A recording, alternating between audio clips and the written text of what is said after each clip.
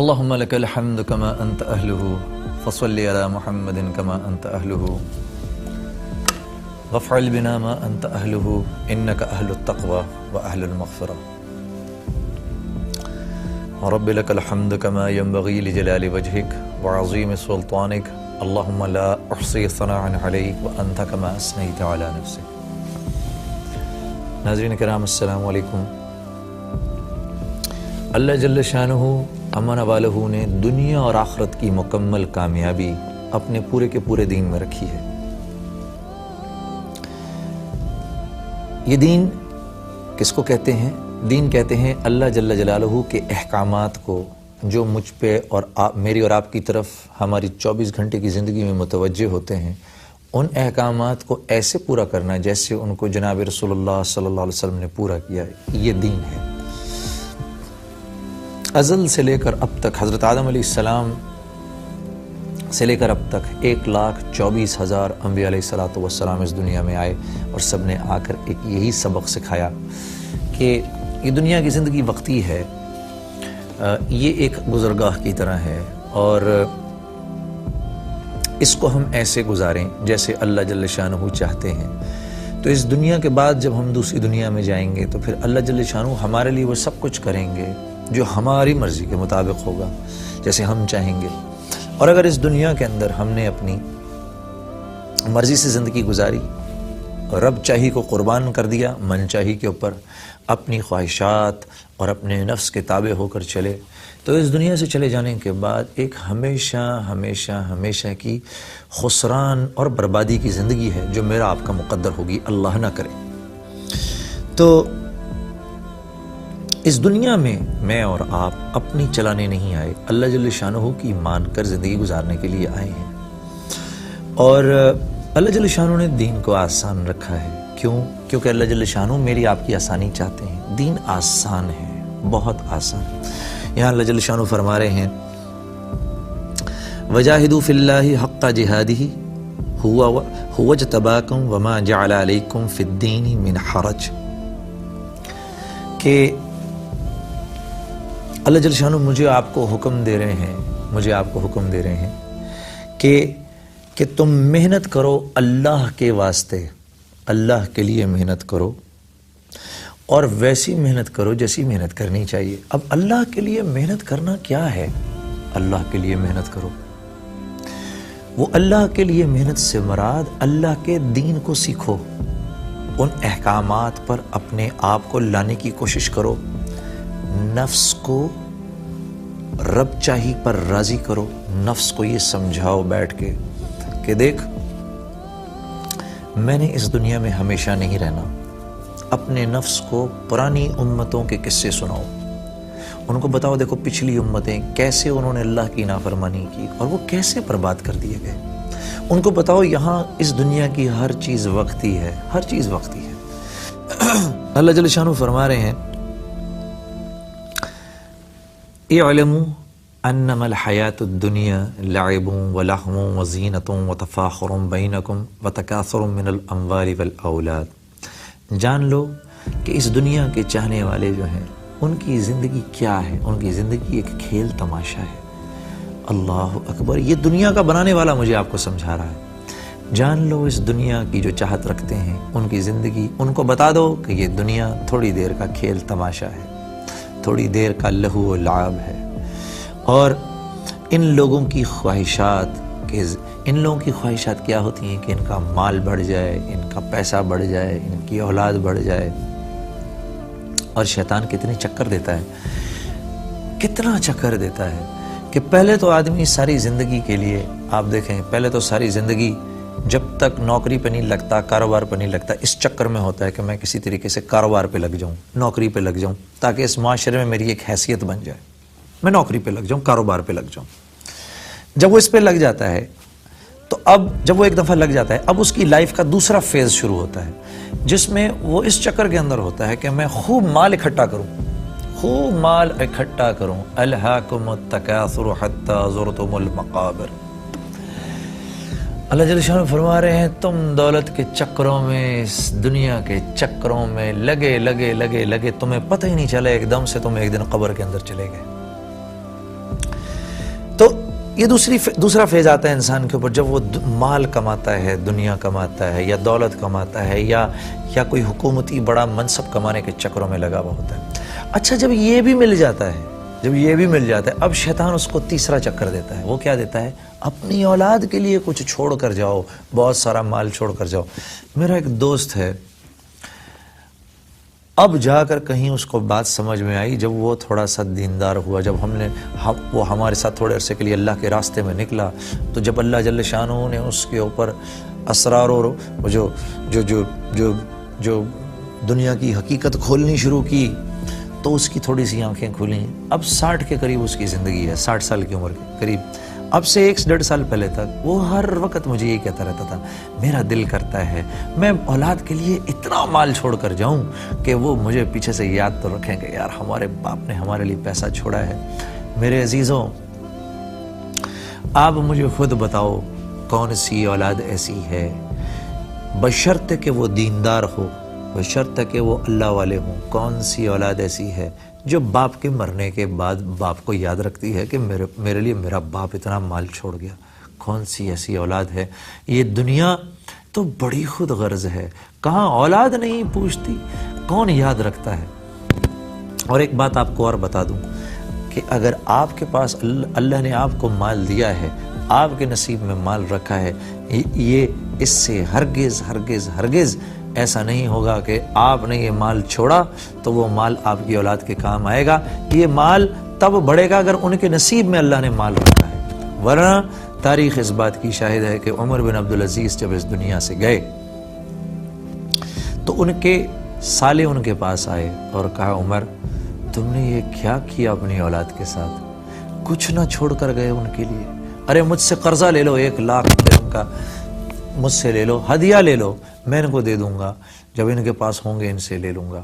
تو حضرت عمر رضی اللہ تعالی، حضرت عمر بن عبدالعزیز نے فرمایا، اپنی اولاد کو بلایا، بیٹے اندر آئے، اٹھ کے بیٹھ گئے، ابھی مرض الوفات میں تھے، اٹھ کے بیٹھ گئے اور فرمانے لگے کہ اپنے بیٹوں کو بلایا اور کہا، بیٹا دیکھ، میں نے تجھ کو تقوی سکھایا ہے، تم سب کو نیکی سکھائی ہے، اللہ سے ڈرنا سکھایا ہے، کیونکہ بیٹا میں نے تمہیں کچھ اور اس لیے نہیں سکھایا کیونکہ میں اللہ کی آگ میں جلنے کی تاب نہیں رکھتا۔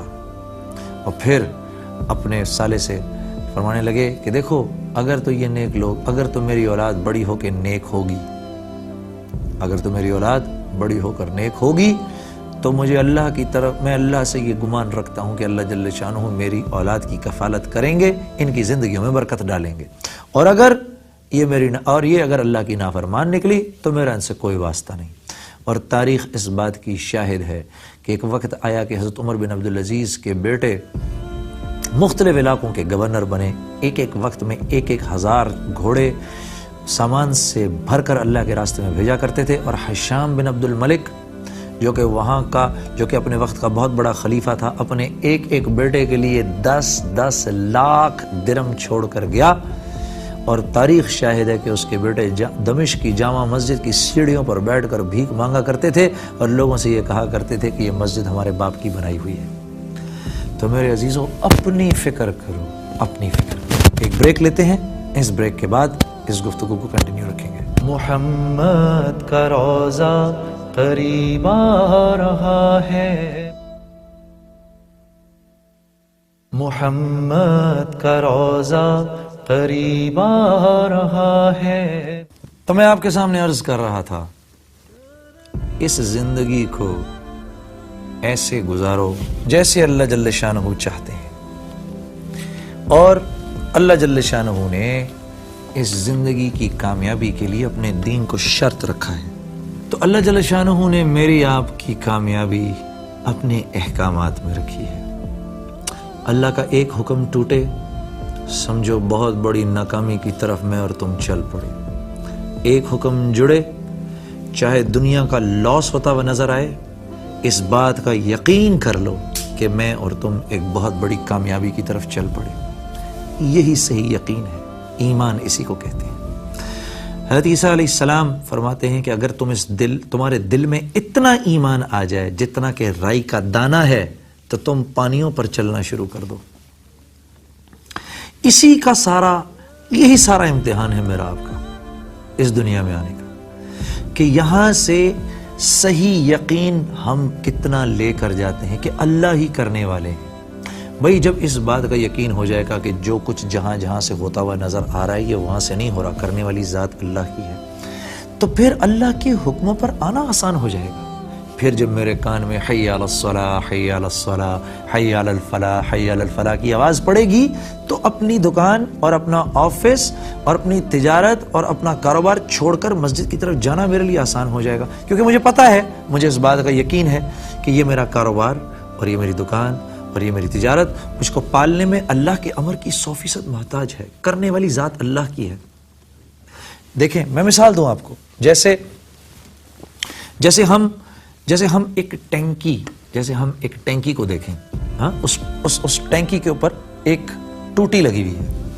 اب جب ہم ٹوٹی کو کھولیں تو نظر آ رہا ہے کہ پانی تو ٹوٹی سے نکل رہا ہے، پانی تو ٹوٹی سے نکل رہا ہے۔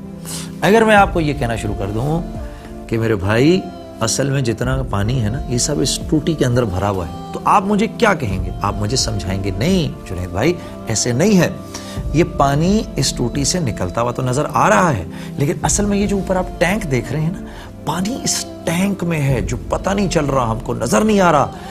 یہ اس ٹوٹی کو اس ٹینکی کو اس ٹوٹی کی ضرورت نہیں ہے، یہاں تو کوئی دوسری ٹوٹی بھی لگ جائے گی تب بھی نکل جائے گا، لیکن اگر اس ٹوٹی کے اوپر یہ ٹینک لگا ہوا نہیں ہوگا تو پانی نہیں مل سکتا، چاہے آپ اس ٹوٹی کو کتنی مرتبہ کھولیں اور بند کریں۔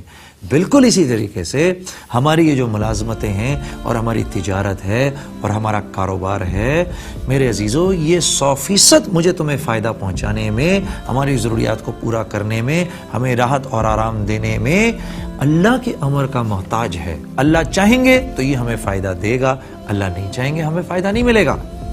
ما اصاب من مصیبت فی الارض ولا فی انفسکم الا فی کتاب من قبل ان نبرأها ان ذلک علی اللہ یسیر۔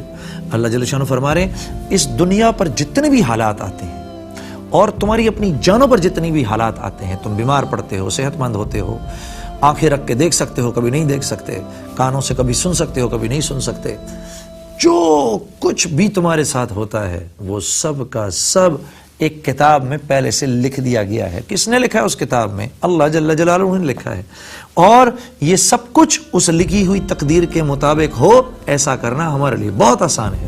ان ذالک علی اللہ یسیر، ایسا کرنا ہمارے لیے بہت آسان ہے۔ تو پھر ہم کیوں اللہ کی نافرمانی کریں جب ہمیں پتہ ہے کہ ہر چیز اللہ جل شانہ کی طرف سے ہو رہی ہے؟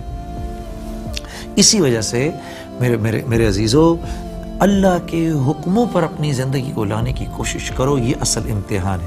رمضان المبارک کا مہینہ ہے، اس مہینے میں آپ سے یہ باتیں اس وقت اس لیے بھی کر رہا ہوں کیونکہ مجھے پتا ہے کہ اس وقت دل سب کے نرم ہوئے ہوئے ہیں، اتنے روزے گزر گئے، آپ نے اتنے روزے رکھ لیے۔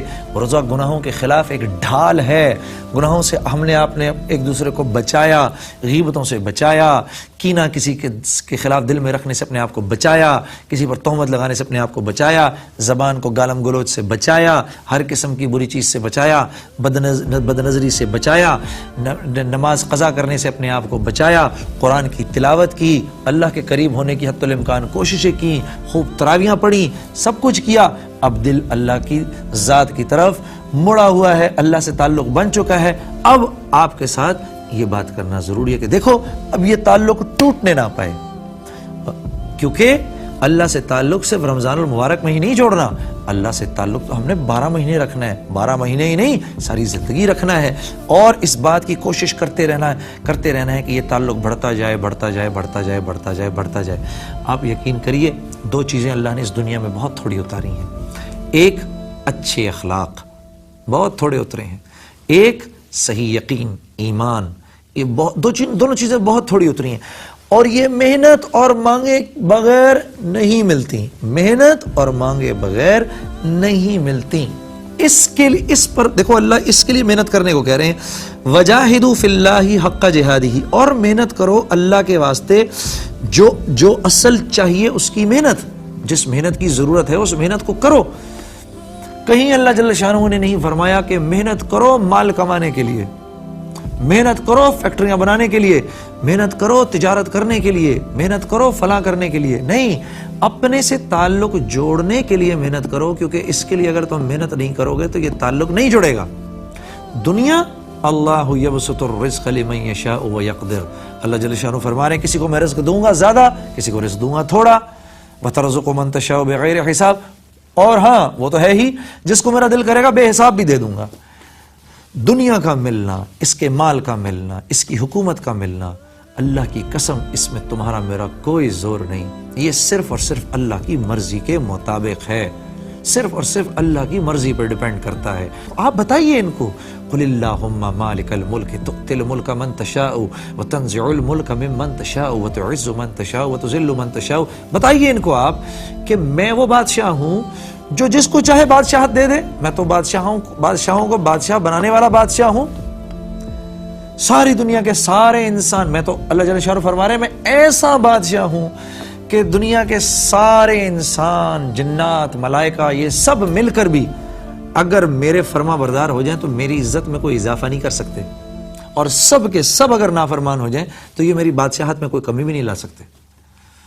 تو میرے عزیزو دیکھو، یہ وقت صحیح یقین بنانے کا ہے، یہ یقین صحیح ہو گیا تو تمہارا جسم تمہیں ان اعمال پر لگائے گا جن اعمال سے اللہ کی رضا ملتی ہے، اور یہی تمہارا میرا اس دنیا میں آنے کا مقصد ہے۔